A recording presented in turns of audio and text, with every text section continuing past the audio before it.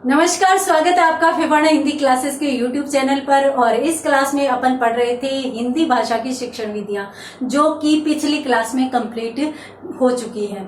उसके बाद अपन शुरू करने जा रहे हैं हिंदी भाषा शिक्षण के उपागम।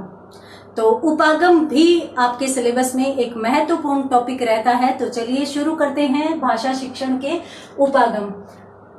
क्या होते हैं उपागम? भाषा शिक्षण, और भाषा शिक्षण में भी अपन क्या पढ़ेंगे? हिंदी भाषा शिक्षण के उपागम। देखिए, सीधी भाषा में यदि अपन कहें तो ये जो शिक्षण उपागम होते हैं, इनको अपन सम्मिलित रूप से शिक्षण उपागम कहेंगे। शिक्षण उपागम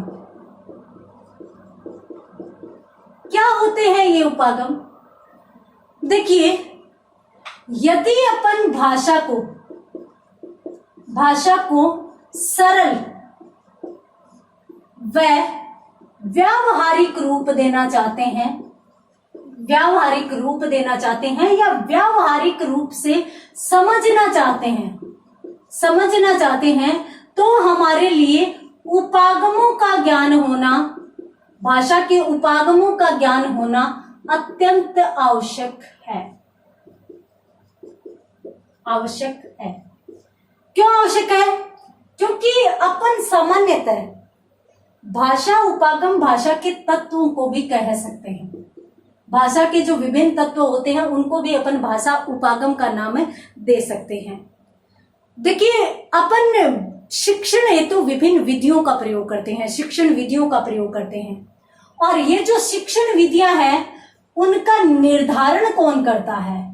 तो शिक्षण विधियों का निर्धारण शिक्षण उपागमों द्वारा ही किया जाता है। शिक्षण विधियों का निर्धारण शिक्षण उपागमों द्वारा ही किया जाता है। जैसे मान लीजिए कि अपन है वो पाठ योजना बना रहे हैं। अपनों ने किसी भी पाठ को पढ़ाने के लिए योजना बनाई है। आप एसटीसी करके आए हो, बीएड करके आए हो, आप जानते होंगे पाठ योजना बनाई जाती है। उसके बाद ही कक्ष में प्रवेश किया जाता है। अपन टॉपिक की पूरी तैयारी करते हैं, लिपिबद्ध करके, यानी लिखकर टॉपिक की तैयारी करते हैं और उसमें पूरा विवरण देते हैं कि हम जाते ही क्या करेंगे, कौन से प्रस्तावना कौशल होगा या कौन से प्रश्न पूछे जाएंगे, ये सारी की सारी चीज पूरा का पूरा विवरण अपन देते हैं। तो अपन क्या करते हैं? पहले पाठ योजना बनाते हैं। पाठ योजना के बाद अपन कक्ष में जाकर उसको प्रेजेंट करते हैं, उसको प्रस्तुत करते हैं।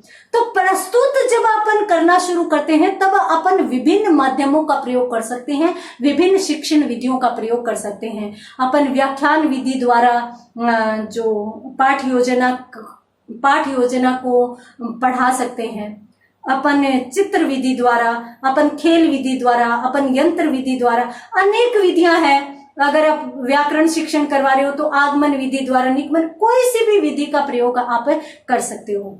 ठीक है, तो यहाँ पर जो पाठ योजना बना ली और उसके बाद आप कक्ष में प्रवेश करते हैं। तो कक्ष में प्रवेश करने के बाद किसकी जरूरत पड़ती है? शिक्षण विधियों की। लेकिन कक्ष से पहले आपने क्या तैयार की? पाठ योजना। यही पाठ योजना भाषा शिक्षण का उपागम बन जाएगी। अब ये उपागम क्यों कहलाएगी? अपनों ने अभी कहा कि भाई भाषा को सरल एवं व्यावहारिक रूप देने के लिए अपने को उपागमों की आवश्यकता पड़ती है। अब आप कक्ष में जाकर शिक्षण करवाना चाहते हैं, बच्चों को पढ़ाना चाहते हैं, आप सीधे ही चले गए तो हो सकता है आपकी कक्षा अव्यवस्थित हो जाए। हो सकता है आपने तैयारी नहीं की और आगे जाकर बच्चा कोई इस प्रकार की चीज पूछ ले जो आपको पता ही नहीं हो। दूसरी बात, आपने पाठ योजना तैयार नहीं की तो आप गए बताना, यानी अपन जब पढ़ाते हैं तो क्रम से पढ़ाते हैं। बताना होता है पहले जन्म, और अपन पहले मृत्यु बता रहे हैं। क्यों? क्योंकि अपनों ने पाठ योजना ही नहीं बनाई, अपनों ने तैयारी नहीं की। और यदि अपनों ने पाठ योजना बना ली, अपनों ने पूर्ण तैयारी कर ली कि भाई इस प्रकार से मुझे कक्षा में जाकर ये चीज बतानी है, इस प्रकार से बतानी है, इस क्रम से बतानी है, तो आसान हो जाएगी ना? आसान हो जाएगी। साथ साथ आप में आत्मविश्वास भी आएगा, आत्मविश्वास भी आएगा। तो इसलिए पाठ योजना भी एक उपागम कही जा सकती है। क्यों कही जा सकती है? क्योंकि पाठ योजना के माध्यम से भी अपन कक्ष के शिक्षण को आसान बना सकते हैं, अपन सरल बना सकते हैं, अपन व्यावहारिक रूप दे सकते हैं। कोई भी हो, इकाई योजना हो, पाठ योजना हो, कोई भी इस प्रकार की चीजें हो जिसके माध्यम से अपना शिक्षण आसान होता है, अपन शिक्षण को व्यावहारिक रूप दे रहे हैं, सरल रूप दे रहे हैं, तो वो सब के सब किस में जाएंगे? उपागमों में जाएंगे। देखिए, भाषा शिक्षण के अनेक प्राचीन उपागम भी है और इसके साथ साथ नवीन उपागम भी कहे जा सकते हैं। ठीक है, तो प्राचीन उपागम भी होते हैं, नवीन उपागम भी होते हैं। अपन इस कक्षा में सभी उपागमों पर सूक्ष्म दृष्टि डालेंगे। तो पहले तो अपन अच्छे तरीके से देख सकते हैं शाब्दिक अर्थ के रूप में शिक्षण उपागम का अर्थ क्या हो सकता है। तो चलिए शुरू करते हैं। शिक्षण उपागम जो शब्द है उसके शाब्दिक अर्थ की यदि बात करें तो यह दो शब्दों से मिलकर बना है, दो शब्दों से मिलकर बना है। और दो शब्दों में कौन कौन से? एक तो शिक्षण। अब शिक्षण किसे कहते हैं? शिक्षण किसे कहा जाता है? देखिए, शिक्षक व शिक्षार्थी के मध्य चलने वाली प्रक्रिया ही क्या कहलाती है? शिक्षण कहलाती है। तो अपन कह सकते हैं कि भाई कक्षा कक्ष में विद्यार्थी को विषय ज्ञान करवाना, विषय का ज्ञान करवाना ही क्या होगा? शिक्षण होगा। उसके बाद उपागम की बात करें, यदि उपागम के शाब्दिक अर्थ की बात करें तो देखिए, किसी भी शिक्षण की उत्तम व्यवस्था करना ही क्या कहलाएगा? उसका उपागम कहलाएगा। तो विषय विशेष की उत्तम व्यवस्था करना ही उपागम कहलाता है। आप यहाँ पर उपागम को बिल्कुल व्यावहारिक शब्द बना लीजिए, कभी भी भूलेंगे नहीं। एक अलग सा शब्द है तो अक्सर अपन कंफ्यूज हो जाते हैं।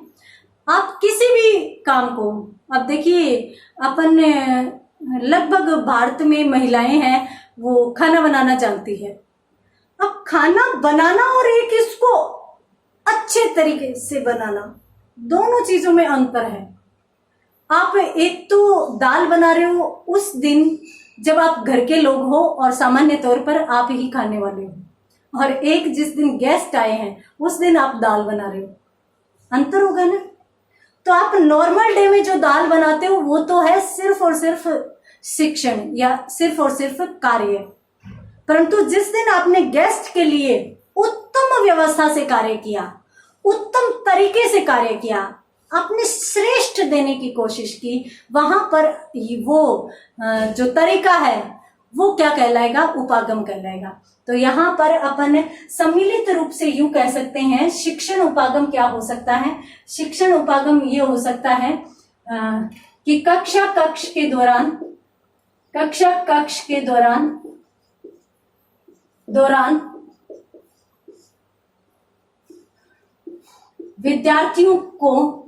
विद्यार्थियों को उत्तम तरीके से विषय ज्ञान करवाना, या मैं यूं कहूं करवाने की रूपरेखा। करवाना तो अपन आगे विधियों को काम में ले लेंगे, शिक्षण विधियों का काम में लेंगे ना। जब कक्षा शिक्षण करवा रहे हैं अपन क्या करेंगे, उससे पहले जो रूपरेखा तैयार करेंगे वो रूपरेखा क्या हो जाएगी? उसका उपागम हो जाएगी। तो जल्दी से स्क्रीनशॉट लीजिए। उम्मीद करती हूँ कि यहाँ पर उपागम का अर्थ एवं परिभाषा तो आपको समझ में आ गया होगा। उसके बाद अपन बात करते हैं आगे।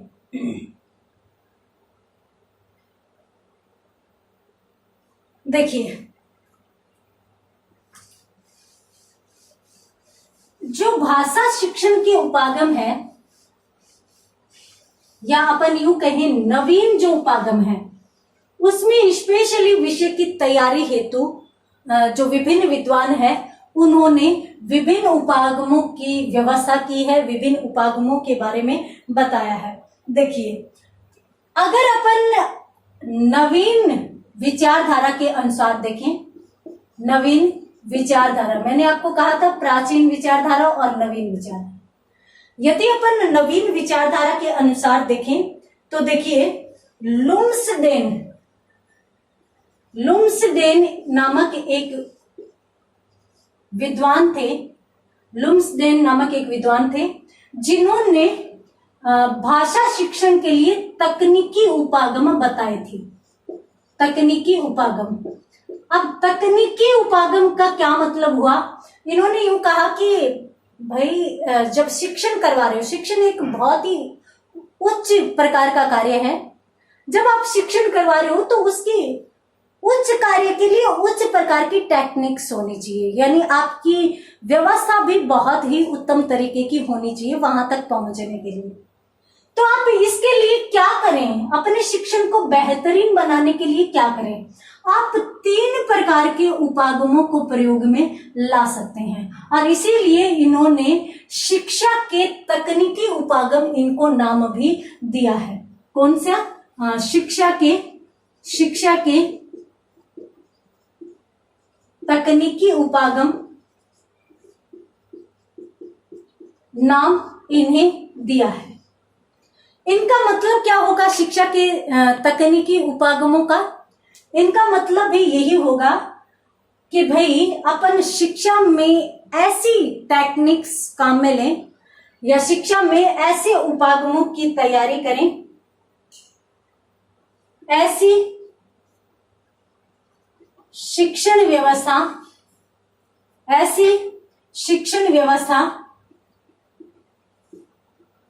जिससे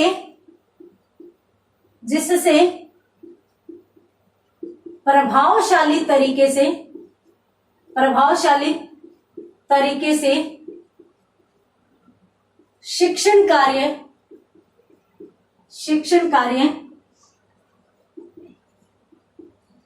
पूरा किया जा सके। तो इसलिए शिक्षा के तकनीकी उपागम हो जाते हैं। और लुम्सडेन के कौन कौन से विचार थे, और ये जो 3 उपागम मैंने बताए हैं वो कौन कौन से थे, किस किस प्रकार की व्यवस्था करेंगे, वो भी अपन देखेंगे। पहले आप इसका स्क्रीनशॉट ले लीजिए। शिक्षण हेतु अपन जो उत्तम व्यवस्था करते हैं उसे ही अपन क्या कह सकते हैं? अपन ये शिक्षण उपागम कह सकते हैं। तो देखिए,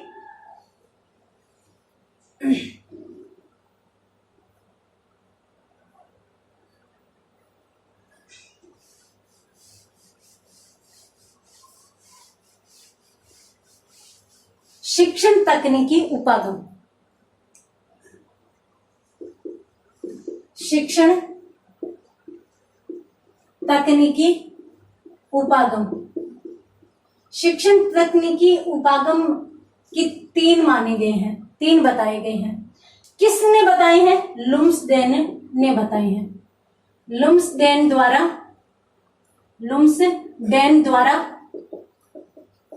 3 तकनीकी उपागम बताए गए हैं। अब ये जो 3 तकनीकी उपागम है, ये इन्होंने कौन कौन से उपागम बताए हैं? चूंकि इनमें इन्होंने तकनीकी नाम दिया है तो इन्होंने प्रत्येक उपागम के भाग में भी तकनीकी शब्द को काम में लिया है। सबसे पहला उपागम इन्होंने बताया है शैक्षिक तकनीकी प्रथम या कठोर उपागम।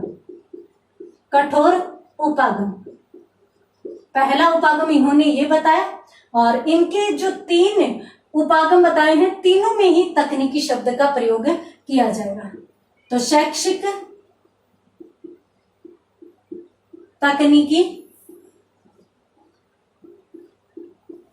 द्वितीय या मृदुल उपागम, ये दूसरा उपागम हो गया। और उसके बाद यदि अपन तीसरे की बात करें तो तीसरा इन्होंने प्रणाली उपागम बताया है। तो इसमें भी इन्होंने शैक्षिक तकनीकी शब्द का प्रयोग किया है और शैक्षिक तकनीकी तृतीय या प्रणाली उपागम, ये इन्होंने बताया है। देखिए ये तो हो गई आधुनिक विचारधारा। अगर प्राचीन विचारधारा में देखें तो ये माना जाता है कि अपन शिक्षण को सरल बनाने के लिए, विद्यार्थी को कुछ भी सिखाने के लिए यदि रूपरेखा बनाते हैं, अपन ये भी करते हैं ना कि उसका उच्चारण सुधारें, उसकी वर्तनी सुधारें, बालक को शब्द ज्ञान करवाएं, बालक को वाक्य ज्ञान करवाएं, तो वो सारी की सारी भी किसमें जाएगी? उपागम में जाएगी। तो यहाँ पर जो अपन देखें कि भी जैसे उच्चारण है, तो उच्चारण में अक्सर बच्चों को कुछ शब्दों के, कुछ वर्णों के उच्चारण में समस्या आती है। जैसे अग्नि है, अग्नि को बच्चे शुद्ध नहीं बोल पाते। शिक्षा है, तो जो कुछ लोग हैं वो शिक्षा बोल देते हैं। तो इस प्रकार से शब्दों का प्रयोग करते हैं। तो उनको उच्चारण सिखाना, उनकी वर्तनी शुद्ध करना। अब वर्तनी का मतलब होता है कि उनके जो वर्ण है उनके वर्ण शुद्ध करवाना, चाहे वो लेखन में हो चाहे मौखिक में हो। सामान्यतः अपन इसको लेखन में लेकर जाते हैं। वर्तनी शुद्ध करने का मतलब है कि वर्णों का शुद्ध लेखन बालक को सिखाना। अब अपन विभिन्न प्रकार के जो सिमिलर शब्द होते हैं, समान शब्द होते हैं, उनमें हल्का सा भी जो फर्क होता है उस चीज को बच्चे को बताना। जैसे अपने पास 3 स है ना, एक तो है तालव्य स, मूर्धन्य स और दंत्य स। जो तालव्य स है उसमें और दंत्य स में उच्चारण का क्या अंतर रहता है वो चीज सिखानी, साथ साथ उनके लेखन में क्या अंतर रहता है। और अपने पास जो रेफ का विधान है उसमें अपन र 4 तरीके से लिखते हैं, तो उनमें भी जो र 4 तरीके से लिखे जाते हैं उनको कहाँ पर कैसे लिखा जाना चाहिए, तो वो सारी की सारी चीजें बताना। और इसके साथ साथ क्या होता है, शब्द ज्ञान बालक को करवाना। शब्दों का ज्ञान, शब्द किसे कहते हैं? वर्णों के सार्थक या व्यवस्थित समूह को अपन शब्द कहते हैं। तो शब्द ज्ञान बालक को करवाना विभिन्न शब्दों के माध्यम से, और इसके साथ साथ वाक्य ज्ञान करवाना। तो इनके माध्यम से अपन क्या कर सकते हैं, अपन शिक्षण को प्रभावशाली बना सकते हैं। तो ये भी शिक्षण के लिए या शिक्षण की तैयारी के लिए महत्वपूर्ण चीजें हो सकती हैं। तो आप इनका भी जल्दी से स्क्रीनशॉट लीजिए। उसके बाद अपन बात करते हैं आगे। देखिए उसके बाद अपन बात करते हैं जो विभिन्न उपागम बताए गए हैं लुम्सडेन द्वारा, उन पर चर्चा करते हैं एक एक करके।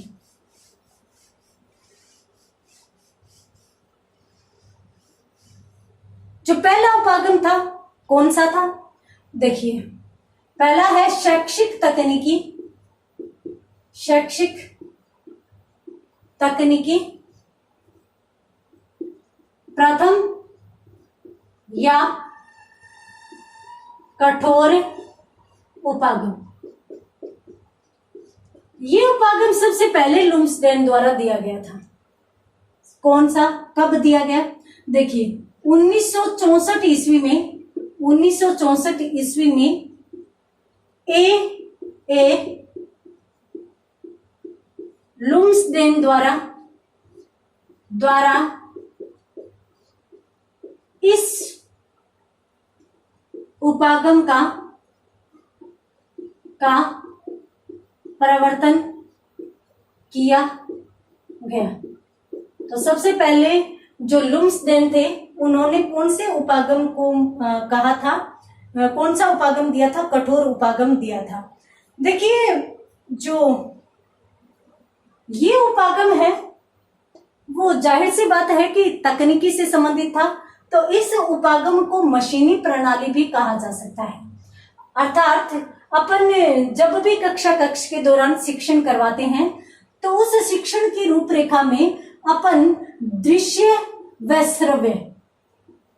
श्रव्य अनेक साधनों का प्रयोग कर सकते हैं, अनेक साधनों के प्रयोग की रूपरेखा अपन बना सकते हैं। तो इसलिए अपन यदि अनेक यंत्रों को काम में ले रहे हैं, कोई भी यंत्र हुआ, टेप रिकॉर्डर हुआ या फिर जो रेडियो हुआ, टेलीविजन हुआ, किसी भी माध्यम से अपन बच्चे को चित्र दिखाते हुए अगर शिक्षण करवा रहे हैं तो वहां पर कौन सा उपागम माना जाएगा? कठोर उपागम माना जाएगा। तो यहां पर अपन कह सकते हैं कि इस उपागम को मशीनी प्रणाली या उपागम भी कहा जा सकता है, भी कहा जा सकता है। और मशीनी प्रणाली उपागम क्यों कहा जाता है? क्योंकि इस उपागम में अपन है वो अनेक श्रव्य दृश्य साधनों को प्रयोग में लाते हैं या अनेक श्रव्य दृश्य सामग्री को प्रयोग में लाया जाता है। तो इस उपागम में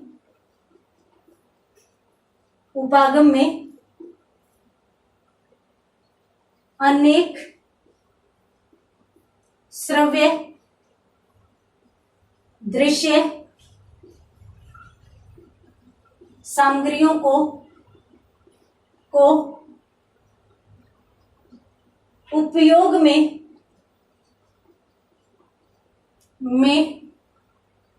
उपयोग में लाया जा सकता है। ये लीजिए, यहां पर अपनों ने कौन कौन सी चीज देखी कि ये शैक्षिक तकनीकी का पहला उपागम है, कठोर उपागम है। 1964 में इसको लुम्सडेन लेकर आए थे।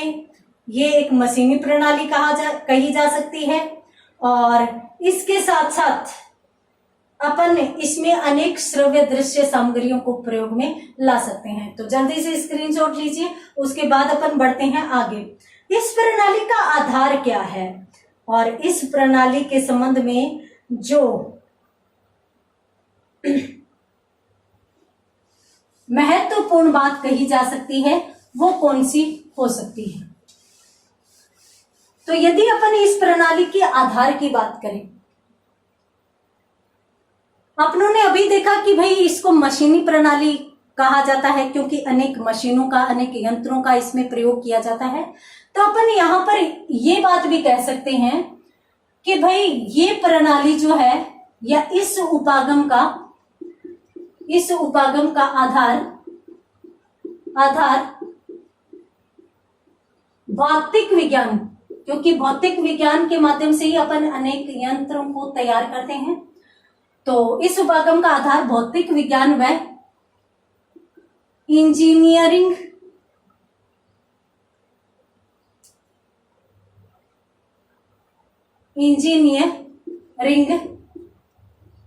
को कहा जा सकता है।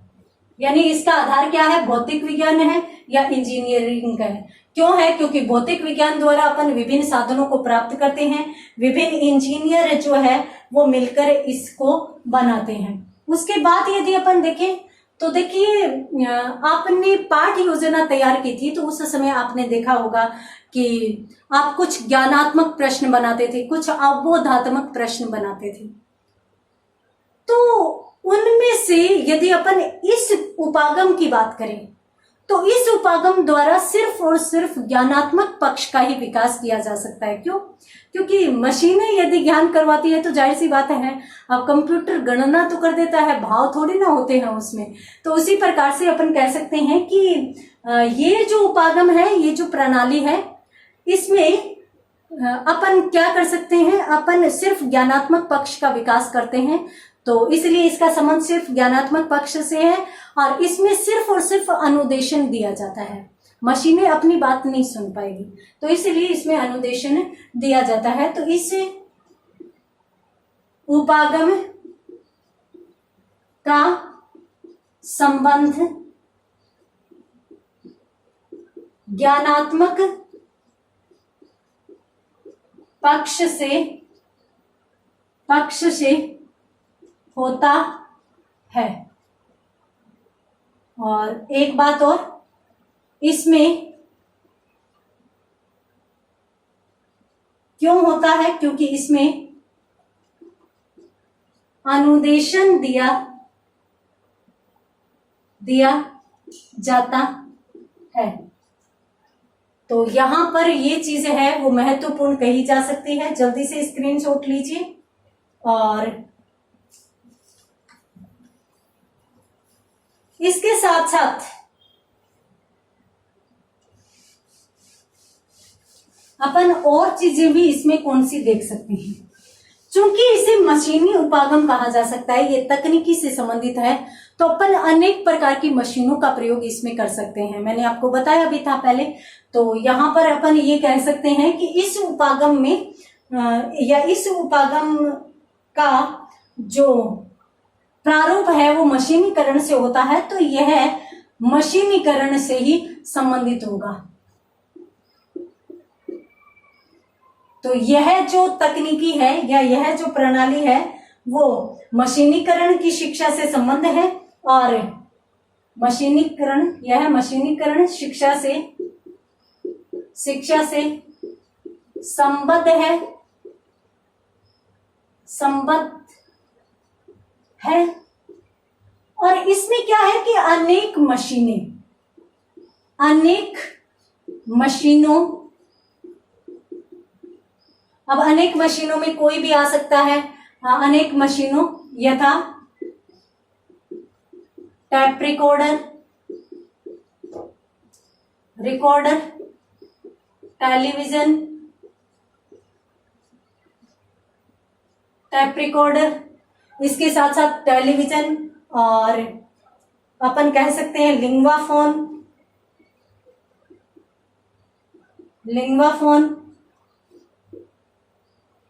रेडियो,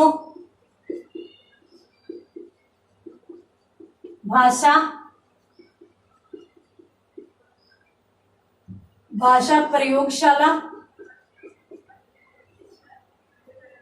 तो यहां पर है वो अपन भाषा प्रयोगशाला, इसके साथ साथ प्रोजेक्टर, कंप्यूटर आदि का उपयोग कर सकते हैं। तो इन सब चीजों का यहाँ पर प्रयोग करके और शिक्षण करवाया जाता है। तो इन सभी चीजों के माध्यम से अपन शिक्षण को आसान तो बना लेते हैं, परंतु वही बात है कि ये एक कठोर उपागम है, यानी इसके साथ बच्चा जुड़ नहीं पाता और इसमें सिर्फ और सिर्फ ज्ञानात्मक पक्ष का विकास करके मशीनें चली जाती हैं। तो इसीलिए इसको कठोर उपागम कहा गया है। तो जल्दी से स्क्रीनशॉट लीजिए, उसके बाद अपन बात करते हैं आगे। देखिए इसमें और कौन कौन सी चीजें कही जा सकती है।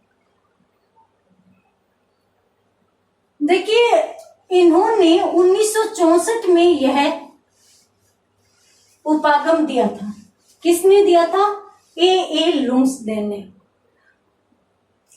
इसका प्रवर्तन किसने किया? प्रवर्तन 1964 ईस्वी में। 64 ईस्वी में किसने? ए लुम्सडेन ने। यहां पर ये चीज मैंने दोबारा क्यों बताई है, क्योंकि यहां पर अपने को एक चीज ध्यान में रखनी है विशेष तौर से, और वो कौन सी है? 1964 में दिया गया, तो 4 साल बाद यानी 1968 ईस्वी में 1968 ईस्वी में एक विद्वान थे सिल्वरमैन। जो सिल्वरमैन विद्वान थे 1968 ईस्वी में